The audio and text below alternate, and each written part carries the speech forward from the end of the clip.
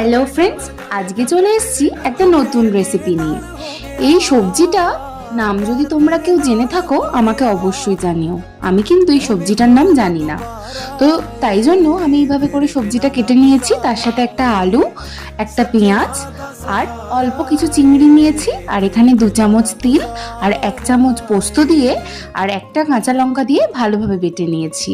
কড়াই সর্ষের তেল গরম করে একটা কাঁচা লঙ্কা চেরা আর অল্প কালো জিরে ফোড়ন দিয়ে একটু ভেজে তার মধ্যে কুচনো পেঁয়াজ, ডুমো করে কেটে রাখা একটা আলু দিয়ে ভালোভাবে ভেজে নিয়েছি।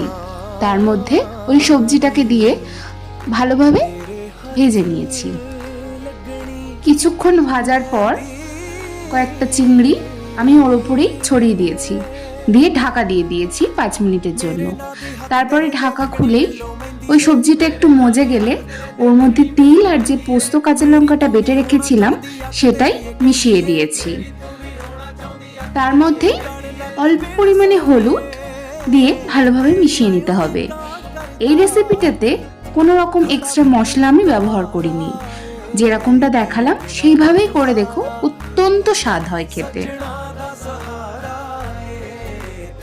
5 মিনিট ঢাকা চাপা দিয়ে রান্না করার পরে সমস্ত সবজি যখন মজে যাবে তখন 1.5 চামচ সর্ষের তেল ওর ওপর চারিদিকে ছড়িয়ে দিলেই আমাদের এই রেসিপি একদমই কমপ্লিট।